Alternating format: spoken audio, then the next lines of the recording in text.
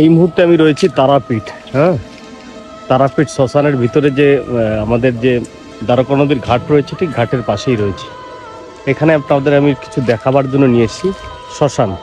হ্যাঁ, এখানেই মানুষের কবর। এই দেখেন একটা কবর এখানে, এইখানে ওই এখানেই রয়েছে ইলেকট্রিক চুল্লি। হ্যাঁ,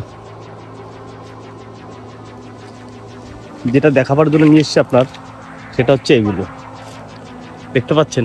বশীকরণ কত ধরনের হয়, বশীকরণ কত ধরনের হয় দেখুন। ঠিক আছে, যজ্ঞের মাধ্যমে বশীকরণ। এখানে কিন্তু বশীকরণের ছবি অবধি দেওয়া রয়েছে। আমি ছবিটা ঘাটবো না এখন। আচ্ছা, এই দেখুন একটা বশীকরণ।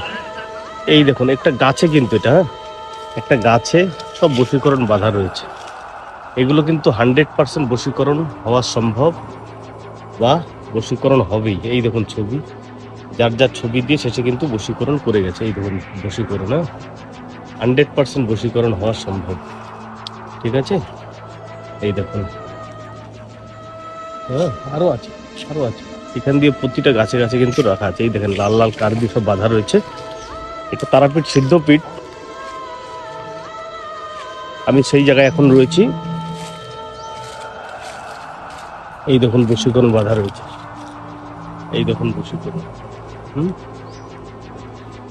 বুঝতে পারলেন? এই দেখুন বশীকরণ, এখানে একটা বাধা রয়েছে বশীকরণ। এগুলো 100 নয়, 200% বশীকরণ করা সম্ভব। শুধু যজ্ঞের মাধ্যমেই বশীকরণ, বা তারাপীঠে সে যজ্ঞ করতেই হয় এরকম কোনো কাজ নেই। আমরাও আজকে বশীকরণ করাবো কয়েকটা বশীকরণ রয়েছে আমাদের, সেগুলো আপনাদেরকে দেখাবো। এই পুতুল ক্রিয়ার মাধ্যমে যদি বশীকরণ কেউ করে, এই দেখুন একটা বশীকরণ, এই দেখুন একটা, এই দেখুন একটা, এই দেখুন একটা। এটা খুব মারাত্মক রেজাল্ট আসে বশীকরণের ক্ষেত্রে।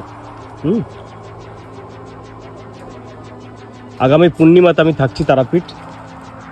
আমি তপন পাল থাকছি তারাপীঠ আগামী পূর্ণিমাতে। যদি কারো প্রয়োজন হয় অবশ্যই আপনারা কিন্তু হোয়াটসঅ্যাপে কন্ট্যাক্ট করতে হবে। এই দেখুন ছবিটা আপনাকে হালকা করে দেখাই, দেখতে পাচ্ছেন? হ্যাঁ হ্যাঁ, এগুলো নাড়া যাবে না।